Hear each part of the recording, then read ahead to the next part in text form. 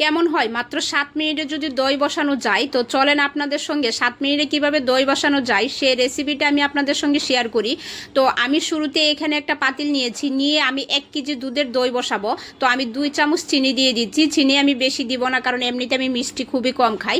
তো দিয়ে আমি এখানে পানি অ্যাড করলাম না, যেহেতু আমি একটা ক্যারামেল করব সেক্ষেত্রে পানি অ্যাড করার দরকার নেই।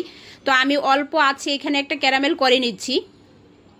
তো আমার ক্যারামেলটা হয়ে গেছে, যেহেতু ঢাকা শহর তাকে ওরকম হাঁড়ির দুধ কোথায় পাবো, তাই আমি এখানে মিল্কভিটা দুধ নিয়েছি। তো হাফ কেজি করে প্রত্যেকটাতে আছে, আমি দুইটাই এখানে অ্যাড করে দিচ্ছি। তো আমারটা একটা দেওয়া হয়ে গেছে, আমি আরেকটাও দিয়ে দিচ্ছি। আপনারা যদি হাঁড়ি দুধ দিয়ে করতে চান সেটা তো আরও ভালো। তো আমি এখানে 2টা মিল্কভিটা দুধ দিয়ে দিয়েছি, দিয়ে এখন আমি একটু হালকা গরম করে নিচ্ছি দুধটা। খুব একটা বলক তুলবো না, জাস্ট অল্প হালকা একটু গরম করে নিচ্ছি। তো নেওয়ার পরে এখানে 10 টাকা দামের যে পাউডার দুধ পাওয়া যায়, গরুর দুধ, সেটা আমি এখানে দিয়ে দিচ্ছি। যেহেতু 1 কেজি দুধ নিয়েছি, তো 1 কেজির জন্য আমি এখানে মাত্র 20 টাকা দুধ দিব। 2টা পাউডার দুধ 10 টাকা করেছে, তো আমি 1 কেজির জন্য 10 টাকা দামের 2টা দুধ দিয়ে দিয়েছি।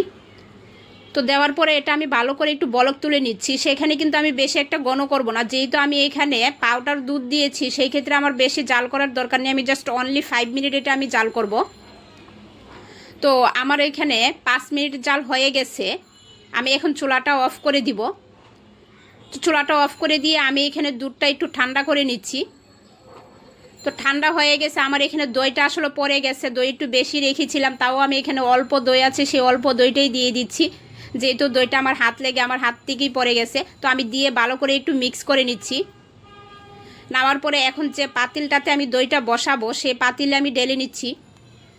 আপনারা চাইলে স্টিলের বাটিতেও বসাতে পারেন, সমস্যা নেই। আমার কাছে এটা মাটির পাতিল ছিল, তাই আমি মাটির পাতিলে বসিয়ে দিচ্ছি। দিয়ে একটা ফয়েল পেপার দিয়ে আমি ঢাকনাটা দিয়ে ঢেকে রেখে দিচ্ছি। যেহেতু আমার এটার কোনো ঢাকনা নেই, তাই আমি একটু ঢেকে দিচ্ছি, যেহেতু আমি এটা ফাঁপ দিব।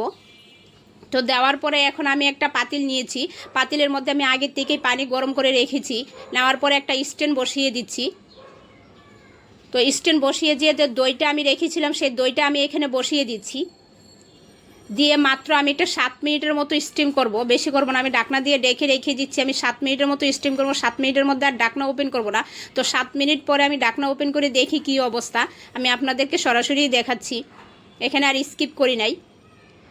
তো অনেক গরম তাও দেখাচ্ছে, দেখেন আমার কাছে মনে হয়েছে যে দইটা বসে গেছে, তাও আমি আপনাদেরকে চামচ দিয়ে কেটে দেখাচ্ছি। আমি এখনও চুলাটা অফ করি নাই। এই যে দেখেন কত সুন্দর করে মাত্র 7 মিনিটে দই বসে গেছে। তো অবশ্যই ট্রাই করবেন।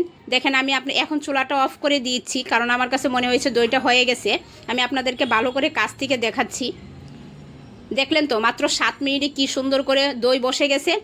তো এরকম আরও নতুন নতুন ভিডিও পাওয়ার জন্য আমার চ্যানেলটি সাবস্ক্রাইব করবেন এবং লাইক কমেন্ট করে পাশে থাকবেন। দেখেন কত সুন্দর করে বসেছে, একটুকু তো পানি উঠে নাই দইয়ের মধ্যে।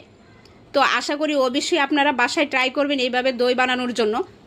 দেখেন একটুকু পানি নেই এখানে।